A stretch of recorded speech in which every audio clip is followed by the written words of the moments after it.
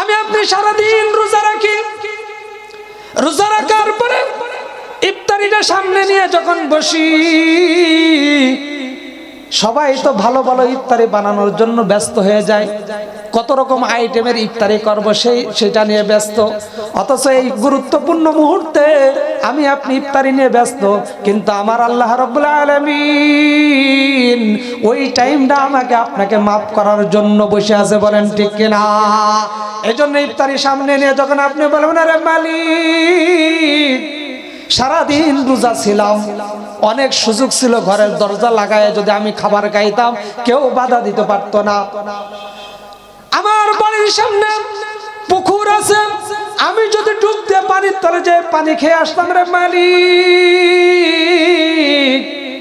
কেউ দেখার ছিল না, পেট ভরে পানি খেয়ে আমি ডুব দিয়ে উঠতে পারতাম, কিন্তু সেটাও করি নাই। কেন? আমি আপনার বান্দা, আপনাকে খুব ভয় পাই। ইফতারির টাইম হয়ে গেছে, খাবার সামনে নিয়ে বসে আসছি রে মালিক, ইফতারি করতেছি না কেন? আপনার হুকুমের অপেক্ষায় আছি। আমি যদি আপনার হুকুমের আগে ইফতারিটা করে নি, আমাকে কেউ কি বলার কিছু নাই, শুধুমাত্র আপনার হুকুমের আশায় বসে আছি। ওরে মালিক এতগুলো হুকুম আপনার পালন করতেছি, তারপরও কি আপনি আমাকে মাফ করবেন না? এরকম যদি ডাক দে আমি আপনি আল্লাহ তাআলার কাছে বলি, আমার আপনার আল্লাহ আমার আপনার মতো হৃদয় এত কঠিন নিয়ে উনি বসে আছে? আমার আপনার অন্তর যে পরিমাণ পাথর, পৃথিবীর কেউ যদি আমাকে আপনাকে মাপ চায়, আমি আপনি কি করি? বলে যে তোর কোনো মাপ নাই, ক্ষমাই নাই। শেষ রাত তাহাজ্জুদের সময় হয়ে যায়, সবাই নাক ডেকে ঘুমায়, ঠিক সাহারির 1 মিনিট 2 মিনিট আগে প্লেটে ভাত নিয়ে তাড়াতাড়ি মাখায় খেয়ে ফেলি, সময় নাই। তাহাজ্জুদে পড়বো, 2টা রাকাত নামাজ পড়বো, পড়ে আল্লাহ তাআলার কুদরতে পেয়ে সেজদা দেব, এই সুযোগ আমার আপনার নাই। দুনিয়া নিয়ে ব্যস্ত, ব্যস্ত দুনিয়া। আজকে যাদের জন্য এই দুনিয়া নিয়ে ব্যস্ত, যার জন্য 2 তলা বাড়ি করতেছেন, 3 তলা বাড়ি করতেছেন, যার জন্য আজকে জায়গা জমি করতেছেন, আপনি মারা যান, আপনি মারা যাইতে দেরি, আপনার সম্পদ নিয়ে মারামারি করতে দেরি করবে না, বলেন ঠিক কিনা? আল্লাহ তাআলা সূরা হুজরাতের ভিতর বলতেছেন ওয়া'বুদ রাব্বাকা হাত্তা ইয়াতিয়াকাল ইয়াকিন। আল্লাহ তাআলা বলতেছেন মৃত্যু আসার আগ পর্যন্ত আমার ইবাদত বন্দেগী করবা। কি পর্যন্ত? মৃত্যু আসার আগ পর্যন্ত। তাহলে বোঝা গেল আপনি অসুস্থ হবেন, ইবাদত করা লাগবে। আপনি অবসর আছেন, আল্লাহর ইবাদত করা লাগবে। আপনি চাকরিজীবী, আল্লাহর ইবাদত করা লাগবে। আপনি ঘুরে বেড়াবেন, সেখানেও আল্লাহ তাআলার ইবাদত বন্দেগী করা লাগবে। মৃত্যু যত সময় না আসবে তত সময় কার ইবাদত করতে হবে? আরো যারা বলেন কার? এবার আল্লাহ তাআলা কোন আল্লাহ, আপনি যেহেতু আমাদেরকে মৃত্যুর কথা বলেই ফেললেন, আপনি যেহেতু আমাদেরকে মৃত্যুর কথা বলেই ফেললেন, কুল্লু নাফসিন যায়িকাতুল মাউত, পৃথিবীতে যা কিছু আসছে প্রত্যেকটা প্রাণীর মৃত্যু শ্বাস আস্বাদন করতেই হবে। তাইলে আমি এই মৃত্যুর থেকে বাঁচার জন্য ইসেখাদা পশ্চিম পাড়া আমার বাড়ি, যেহেতু আজরাইল তো আমার বাড়ি চিনে ফেলছে। আজরাইল চিনছে আপনাদের বাড়ি? কার কার বাড়ি চিনে নাই? সবার বাড়ি চিনে ফেলছে। পুরুষদের বাড়ি চিনছে, মহিলাদের মনে হয় বাড়ি চিনে নাই, না মহিলাদের সব চিনে ফেলছে। তাহলে সবার বাড়ি যেহেতু চিনে ফেলছে, আমি চাই এই এলাকায় আর থাকবো না, চলে যাব অন্য জায়গায়। কারণ এখানে থাকলে তো আজরাইল আমার বাড়িতে চলে আসবে। আল্লাহ তাআলা সূরা আহজাবের ভিতর জানাই দিচ্ছে কুল্লা ইয়ানফাকুমুল ফিরার ইন ফারারতুম মিনাল মাউত আবিল কতল। বান্দা পালায় কোথায় যাবা? মৃত্যু তোমার সাথে সাক্ষাৎ করবেই। বল ইন্নাল মাউতাল্লাযী তাফিরুনা মিনহু ফাইন্নাহু মুলাকীকুম। যেখানে যাও না কেন মৃত্যু তোমার সাথে সাক্ষাৎ করবে। আল্লাহ তাআলাকে ডাক দিয়ে বলবে রে মালিক, আমি কোথাও যাব না, আমার ঘরের সাথে এমন একটা ঘর তৈরি করব যে ঘরের ভিতর আমার সন্তান ঢুকতে পারবে না, আমার স্ত্রী ঢুকতে পারবে না, আমার বাবা ঢুকতে পারবে না, আমার মা ঢুকতে পারবে না, পৃথিবীর কেউ ঢুকতে পারবে না। এমন একটা ঘর তৈরি করবো, এমনকি ওই ঘরের ভিতর কোনো পোকামাকড়ও ঢুকতে পারবে না, সেখানেও কি মৃত্যু আমার সাথে সাক্ষাৎ করবে। আল্লাহ রাব্বুল আলামিন সূরা নিসার ভিতর ডাক দিয়ে বলতেছেন, এ বান্দা ভালো করে শুনে রাখো, আইনামা ইদরিকুমুল মাউত ওয়ালাউ কুনতুম ফি বুরুজিম মুশাইয়াদা। তুমি মৃত্যুর থেকে পলায়ন করে যদি পাহাড়ের গুহার ভিতরেও যদি পালাও, আমার আজরাইল তোমার ওইখানে যাও, তোমার সাথে সাক্ষাৎ করবে। বলেন ঠিক কিনা? আপনার মৃত্যু হয়ে গেল, দুনিয়া থেকে বিদায় নিলেন, হাশরের ময়দান কায়েম হয়ে গেল। আল্লাহ রাব্বুল আলামিন ফয়সালা করে দিলেন, যারা জান্নাতি তারা জান্নাতে চলে গেলে, যারা জাহান্নামী তাদেরকে জাহান্নামে দিয়ে দেওয়া হলো। জাহান্নামের গেটে যখন যাওয়া হলো, আপনি যখন জাহান্নামী যদি হয়ে যায়, জাহান্নামের গেটে যাব, তখন জাহান্নামের দারোয়ান ডাক দিয়ে বলবে, সাআলাহুম খাজানাতুহা আলাম ইয়াতিকুম নাযীর। আল্লাহু আকবার। দারোয়ান ডাক দিয়ে বলবে, এ জাহান্নামবাসী, তোমরা আজকে জাহান্নামের গেটে আসছো, তোমরা যখন দুনিয়াতে ছিলে, দুনিয়াতে থাকা অবস্থায় তোমাদের কাছে কি কোনো নবী রাসূল যায় নাই? তোমাদের কাছে কি কোনো আলেম যায় নাই? তোমাদের কাছে কি আল্লাহ তাআলার পক্ষ থেকে কোনো কিতাব পাঠানো হয় নাই, যে এই কিতাবের ভিতরে জাহান্নামের ভয়াবহ শাস্তির কথা কি বলে নাই? তোমাদের এলাকায় কি কোনো ওয়াজ মাহফিল হয় নাই, যেই ওয়াজ মাহফিল গুলোতে আলেমরা দূর থেকে এসে তোমাদেরকে জাহান্নামের ভয়ের কথা কি বলে নাই? তখন জাহান্নামবাসী ডাক দিয়ে বলবে, ক্বালু বালা ক্বাদ জাআনা নাযীর। তখন তারা ডাক দিয়ে বলবে, অবশ্যই অবশ্যই আমার এলাকায় ওয়াজ মাহফিল হয়েছিল, আমি মাহফিলে যাই নাই, জান্নাতের বাগিচার ভিতর বসি নাই, আমি চার দোকানে বসে বসে আড্ডা দিয়েছি। আমাদের ওই মাহফিলে মেলা বসছিল, মেলাতে ঘুরে ঘুরে পাপড় খেয়েছি, চানাচুর খেয়েছি, আর গরম ভাজা খেয়েছি, আমি মাহফিলে যাই নাই। মাহফিলে আলেমরা এসে জাহান্নামের শাস্তির কথা বলেছিল, জাহান্নামের আগুনের কথা বলেছিল, কিন্তু আমরা তাদের কথা না শুনে বরঞ্চ তাদেরকে বলেছি ফাকাযযাবনা ওয়া কুলনা, হে আলেমরা যেই কথা বলতেছো, এ মসজিদের ইমাম সাহেব যেই কথা বলতেছো, তোমাদের সব কথা মিথ্যা। এই কথা বলে দেবে। এবার জাহান্নামবাসী ডাক দিয়ে বলবে, ওয়াকালু লাউ কুন্না নাসমাউ আও নাকিলু মা কুন্না ফি আসহাবিস সাঈর।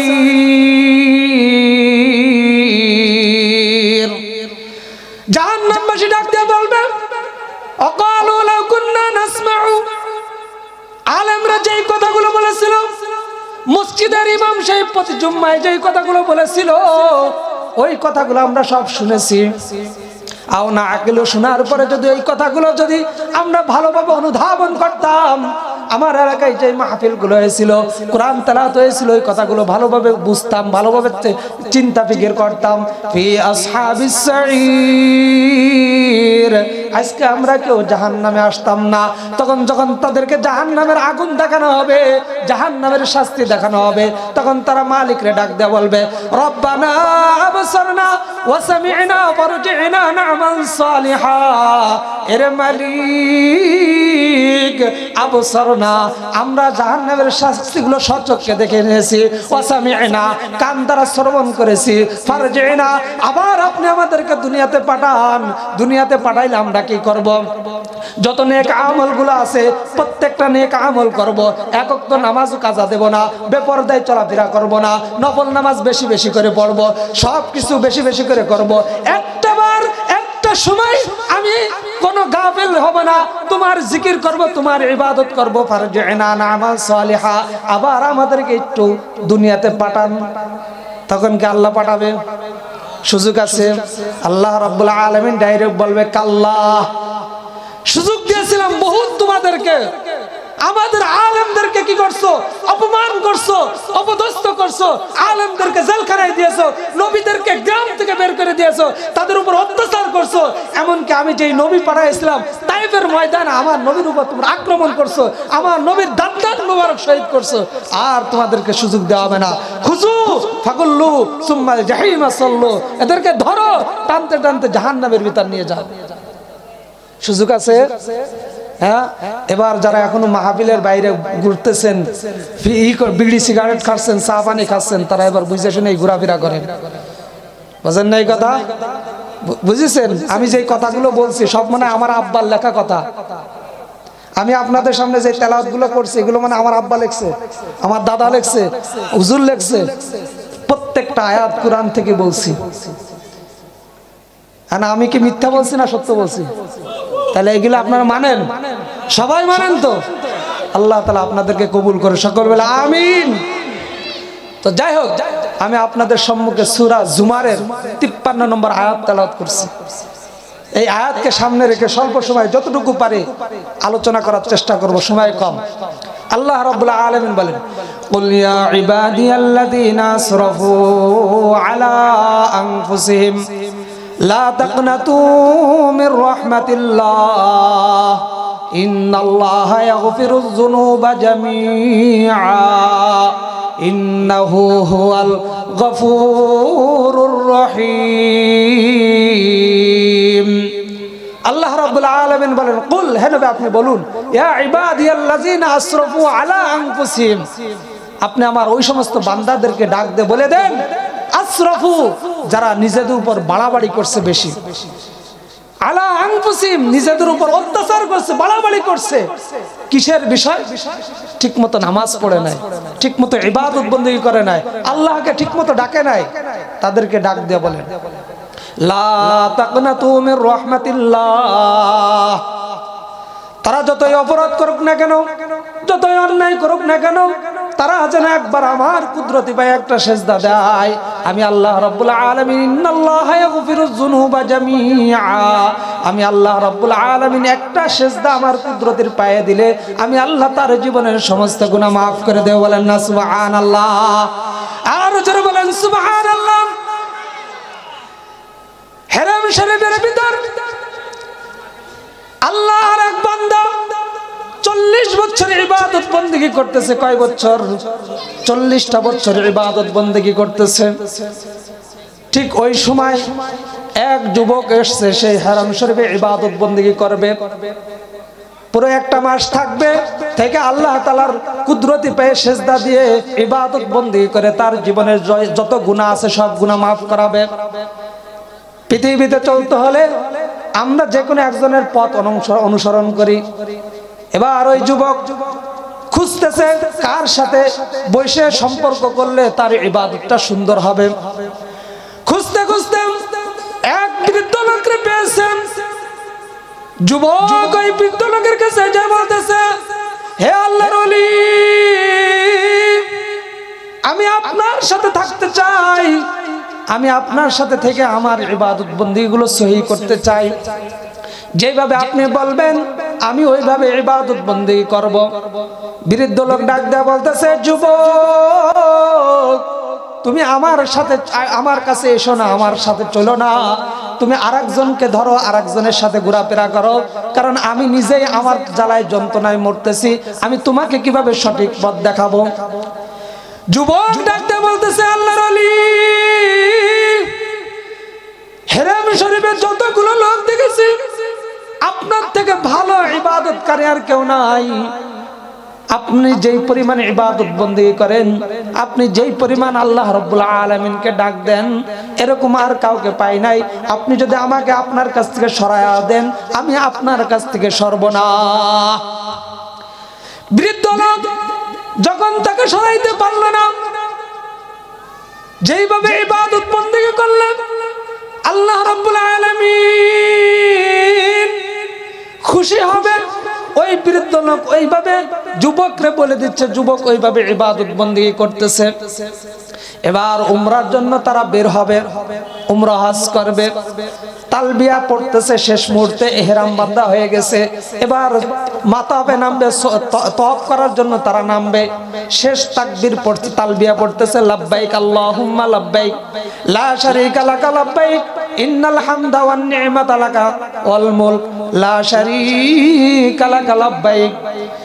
যখন শেষ তালবিয়া পড়ল, আল্লাহ রাব্বুল আলামিন ইলহামের মাধ্যমে যুবকের কানে বলে দিলেন, লা লাব্বাইক। এই বৃদ্ধ লোক যে লব্বাইক বলল, তার এই লব্বাইক, তার এই হাজিরা আমি আল্লাহ রাব্বুল আলামিন কবুল করি নাই, তার এই লব্বাইক আমি কবুল করি নাই। এবার যুবক টেনশনে পড়ে গেলেন, কার পথ অনুসরণ করতেছি?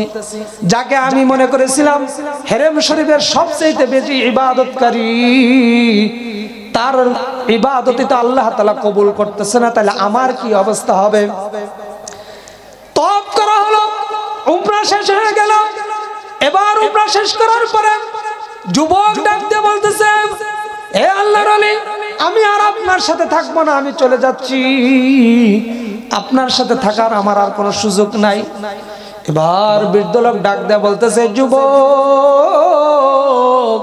তোমাকে তো আমি শুরুতেই বলছিলাম তুমি আমার সাথে থাইকো না, জোর জবরদস্তি করে আমার সাথে থাকলে আবার এখন কেন চলে যাবা? যুবক ডাক দেয়া বলতেছে, ও আল্লাহর ওলি, তওয়াফের আগ মুহূর্তে আপনি যখন তালবিয়া পড়লেন, লাব্বাইক আল্লাহুম্মা লাব্বাইক লা শারীকা লাকা লাব্বাইক, এই শব্দটা যখন বললেন, আমার কানের ভিতরে একটা আওয়াজ আসছে, আপনি যে হাজিরা দিতে আসছেন, আল্লাহ রাব্বুল আলামিন আপনার হাজিরা কবুল করে নাই। এবার ওই বৃদ্ধ লোকটা কান্নাকাটি শুরু করে দিলেন, ডাক দিয়ে বলতেছে, আরে যুবক, তুমি আজকে আমার কাছ থেকে চলে যাবা, কোনো সমস্যা নাই, কারণ তোমার একটা দরজা না হলে আরেক দরজায় তুমি যাইতে পারবা। আমি 40টা বছর আমার মালিকরে ডাক দিয়ে বলতেছে, রে মালিক, জীবনে অনেক অপরাধ করেছি, অনেক অন্যায় করেছি, এমন অপরাধ করেছি পৃথিবীর কেউ জানে না। যদি আমার এই অপরাধগুলো তুমি মানুষের সামনে প্রকাশ করে দিতে রে মালিক, তাহলে আজকে কেউ আমাকে আল্লাহর ওলি বলতো না, কেউ আমাকে মাতব্বর বলতো না, কেউ আমাকে চেয়ারম্যান বলতো না, কেউ আমাকে মেম্বার বলে ডাক দিত না, আমাকে সম্মান বলে সম্মানে কেউ দিত না। আমি যখন আল্লাহ তাআলাকে এতবার ডাকলাম, রে যুবক, আমার আল্লাহ তো আমার কোনো কথা শুনলো না। আজকে তুমি আমার কাছ থেকে চলে যায় আর একটা দরজায় যাইতে পারবা, আমি কার দরজায় যাব? আজকে 40 বছর পর্যন্ত হেরেম শরীফে ঘুরি আর মালিক রে ডাকি, মালিক তো আমার ডাক শুনে না। যতদিন পর্যন্ত আমার ডাক না শুনবে, ততদিন পর্যন্ত আমি এই দরবার ছেড়ে কোনো দরবারে যাব না। বলেন না সুবহানাল্লাহ। ওই বৃদ্ধ লোকের এই কথাটা খুব পছন্দ হয়েছে আল্লাহ তাআলা। আল্লাহ রাব্বুল আলামিন ইলহামের মাধ্যমে জানায়া দিলেন, এ আল্লাহর ওলি, দীর্ঘদিন পর্যন্ত তুমি আমাকে ইবাদত বন্দেগী করেছো, আমার কুদরতি পায়ে সেজদা দিয়েছো, আমাকে ডেকেছো, আমি তোমার ডাকে সাড়া দেই নাই, কিন্তু আজকে তুমি যেই কথাটা বলছো, তোমার কথাটা আমার অনেক পছন্দ হয়েছে, আমি যাও তোমার জীবনের সমস্ত গুনাহ গাতা মাফ করে দিছি। বলেন না সুবহানাল্লাহ। আর জোরে বলেন সুবহানাল্লাহ। এজন্য আল্লাহ তাআলা বলতেছেন, লা তাকনাতু মির রাহমাতিল্লাহ, হে বান্দা, তুমি যতই গুনাহ করো না কেন, আমার রহমত থেকে তুমি কখনো নৈরাশ হয়ো না। তুমি যদি আমারে ডাকতে থাকো, একদিন নাই, 2 দিন নাই, 1 সপ্তাহ নাই, 2 সপ্তাহ নাই, 1 মাস নাই, 2 মাস নাই, 1 বছর নাই, 2 বছর না, আমি আল্লাহ রাব্বুল আলামিন যে কোনো সময় তোমার কাছে তোমার ডাকে সাড়া দিয়ে তোমার জীবনের সমস্ত গুনাহ গাতা মাফ করে দেব। হয়তো তোমার কাছে সাময়িক সময়ের জন্য একটু খারাপ লাগবে, আমার আল্লাহ কেন আমার ডাক শুনতেছে না, লাগবে কিনা? সামনে একটা রাত আসতেছে, এই রাতের ব্যাপারে বিগত হুজুররা আমার আগে যারা বয়ান করছে অনেক লম্বা কথা বলেছে। বলেছে। আমি বলবো না, শুধু এতটুকুই বলবো, আপনার জীবন থেকে যদি আপনার বয়স যদি 36 বছর হয়, 36টা শবে বরাত আপনার জীবন থেকে চলে গেছে, আপনি 36টা শবে বরাত কি করছেন একটা হিসাব করেন। গেছেন আপনার জীবন থেকে? কয় রাকাত নামাজ পড়ছেন, কয়টা সিজদা আল্লাহ তাআলার কুদরতি পায়ে দিয়েছেন, একটা হিসাব করেন মিয়া। শবে বরাত আসলো আর গেল, হালুয়া রুটি নিয়ে ব্যস্ত থাকলেন। আল্লাহ তাআলা তো এই জন্য আমাকে আপনাকে দেয় নাই, আল্লাহ তাআলা এই রাত দিয়েছে আমাকে আপনাকে মাফ করার জন্য।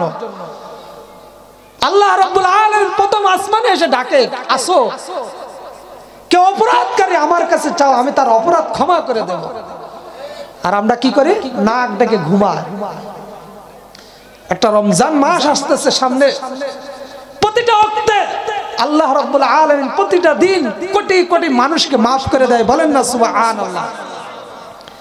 আমি আপনি সারা দিন রোজা রাখি, রোজা রাখার পরে ইফতারিটা সামনে নিয়ে যখন বসি, সবাই তো ভালো ভালো ইফতারি বানানোর জন্য ব্যস্ত হয়ে যায়, কত রকম আইটেমের ইফতারি করবো সেটা নিয়ে ব্যস্ত। অথচ এই গুরুত্বপূর্ণ মুহূর্তে আমি আপনি ইফতারি নিয়ে ব্যস্ত, কিন্তু আমার আল্লাহ রাব্বুল আলামিন ওই টাইমটা আমাকে আপনাকে মাফ করার জন্য বসে আছে, বলেন ঠিক কিনা? এজন্য ইফতারি সামনে নিয়ে যখন আপনি বলবেন, আরে মালিক সারাদিন রোজা ছিলাম, অনেক সুযোগ ছিল ঘরের দরজা লাগায় যদি আমি খাবার খাইতাম, কেউ বাধা দিতে পারতো না। আমার বাড়ির সামনে পুকুর আছে, আমি যদি ডুব দিয়ে পানির তলে যে পানি খেয়ে আসতাম, রে মালিক কেউ দেখার ছিল না, পেট ভরে পানি খেয়ে আমি ডুব দিয়ে উঠতে পারতাম, কিন্তু সেটাও করি নাই। কেন? আমি আপনার বান্দা, আপনাকে খুব ভয় পাই। ইফতারির টাইম হয়ে গেছে, খাবার সামনে নিয়ে বসে আসছি, রে মালিক ইফতারি করতেছি না কেন? আপনার হুকুমের অপেক্ষায় আছি। আমি যদি আপনার হুকুমের আগে ইফতারিটা করে নি, আমাকে কেউ কি বলার কিছু নাই, শুধুমাত্র আপনার হুকুমের আশায় বসে আছি। ওরে মালিক এতগুলো হুকুম আপনার পালন করতেছি, তারপরও কি আপনি আমাকে মাফ করবেন না? এরকম যদি ডাক দে আমি আপনি আল্লাহ তাআলার কাছে বলি, আমার আপনার আল্লাহ আমার আপনার মতো হৃদয় এত কঠিন নিয়ে উনি বসে আছে। আমার আপনার অন্তর যে পরিমাণ পাথর, পৃথিবীর কেউ যদি আমাকে আপনাকে মাপ চায়, আমি আপনি কি করি? বলে যে তোর কোনো মাপ নাই, ক্ষমাই নাই। শেষ রাত তাহাজ্জুদের সময় হয়ে যায়, সবাই নাক ডেকে ঘুমায়, ঠিক সাহারির 1 মিনিট 2 মিনিট আগে প্লেটে ভাত নিয়ে তাড়াতাড়ি মাখায় খেয়ে ফেলি। সময় নাই, তাহাজ্জুদে পড়বো, 2টা রাকাত নামাজ পড়বো, পড়ে আল্লাহ তাআলার কুদরতে পেয়ে সিজদা দেব, এই সুযোগ আমার আপনার নাই।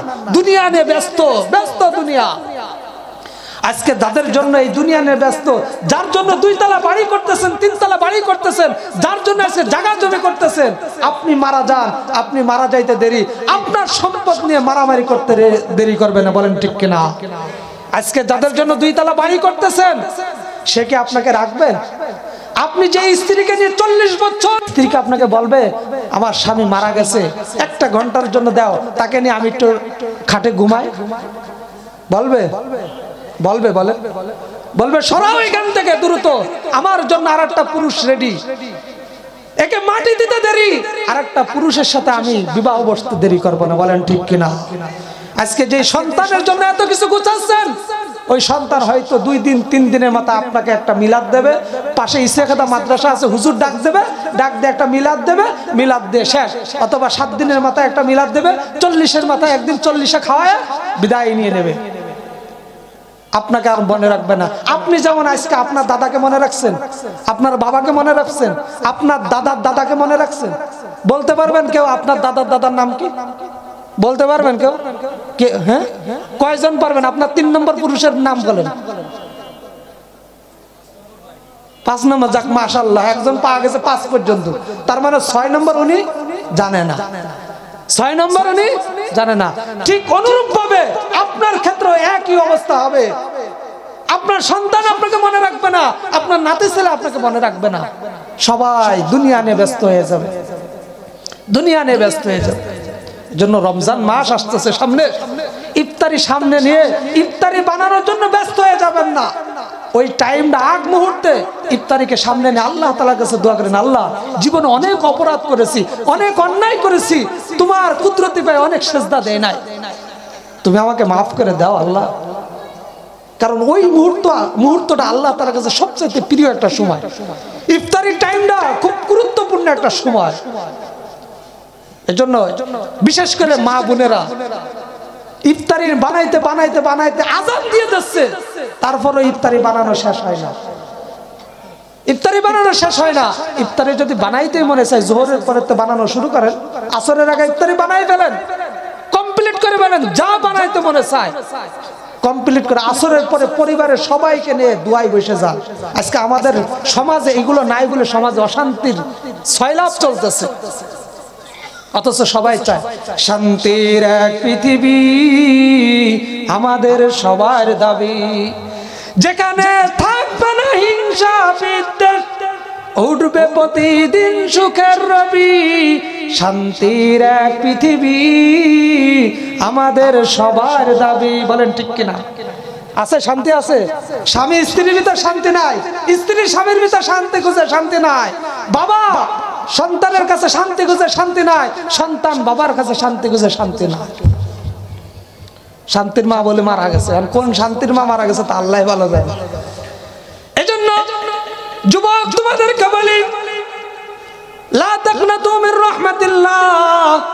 অনেক অন্যায় করেছো, অনেক অপরাধ করেছো, আল্লাহ তাআলার কাছে ক্ষমা চাও।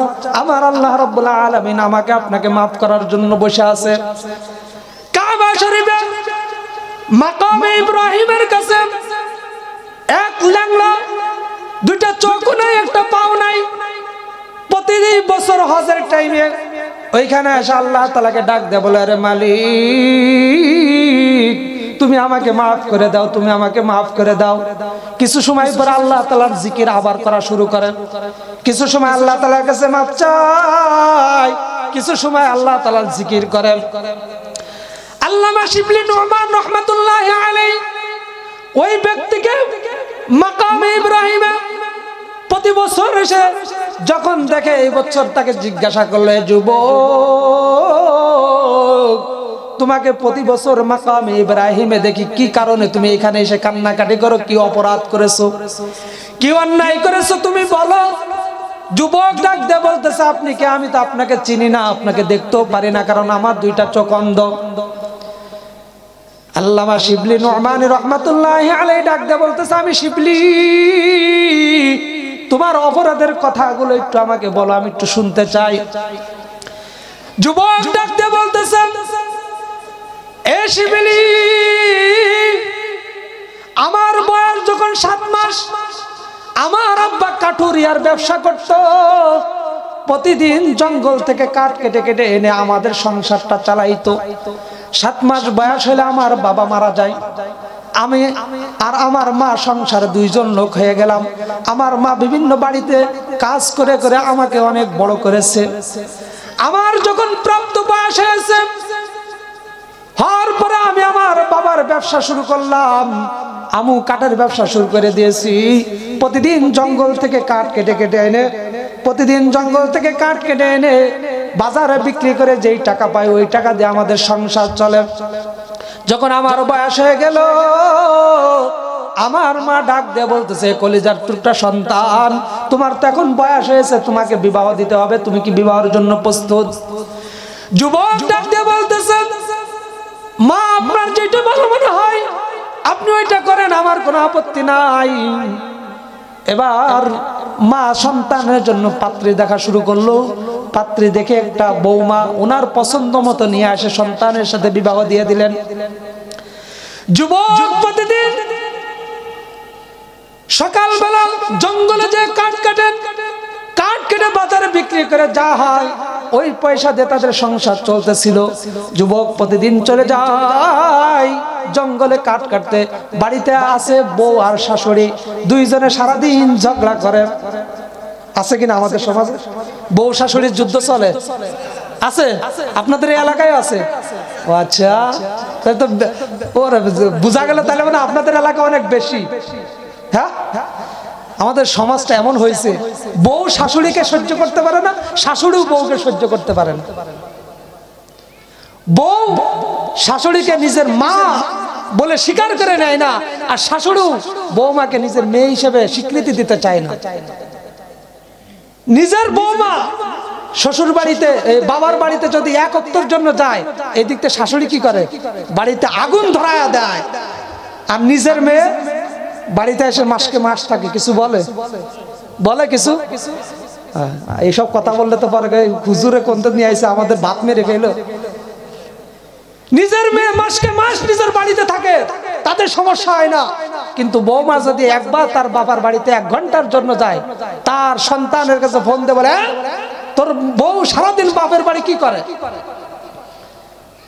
নিজের মেয়ে স্বামী যদি নিজের জামাইয়ের কথা মতো, যদি নিজের মেয়ে যদি তার জামাইয়ের কথা মতো চলে, সমস্যা। যে আমার মেয়ে বলে কি, যে আমার মেয়ে যা বলে আমার জামাই তাই শোনে। আর বৌমা যদি একটু সন্তানদের কিছু বলে, সারাদিন মানুষের কাছে পাড়ায় পাড়ায় বলে বেড়ায়, আমার ছেলে সারাদিন বোর কথায় উঠে বোর কথায় বসে, বোর কথায় উঠে বোর কথায় বসে। আছে কিনা এই রোগ আপনাদের? আছে? আচ্ছা, অথচ নিজের মেয়ের কথায় তার যে স্বামী উঠা বসা করতেছে, এতে কোনো সমস্যা না। আরো বলে বেড়ায়, আমার মেয়ে যা বলে আমার জামাই তাই শুনে। বুঝেন, বুঝতেছেন আমার কথা? এবার যুবক ডাকতে বলতেছে, হুজুর আমি প্রতিদিন জঙ্গলে যাই কাঠ কাটার জন্য, কাঠ কাটতে যায়, আইসে দেখি বাড়িতে ঝগড়া চলে, আমি কি করব কোনো কিছু বুঝতে পারি না। একদিন আমি কাঠ কাটতে গেছি, কাঠ কেটে এসছি, ক্ষুধা লাগছে, বাড়িতে ভাত খাবো।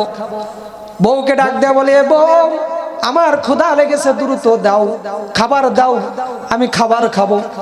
বউ ডাক দেয়া বলতেছে, আমি খাবার রাঁধতে পারি নাই, তোমার মা প্রতিদিন আমার সাথে ঝগড়া করে, আজকে এমন ভাবে ঝগড়া করেছে যে ঝগড়ার কারণে আমি রান্না করব, রান্না করার সুযোগ পাই নাই।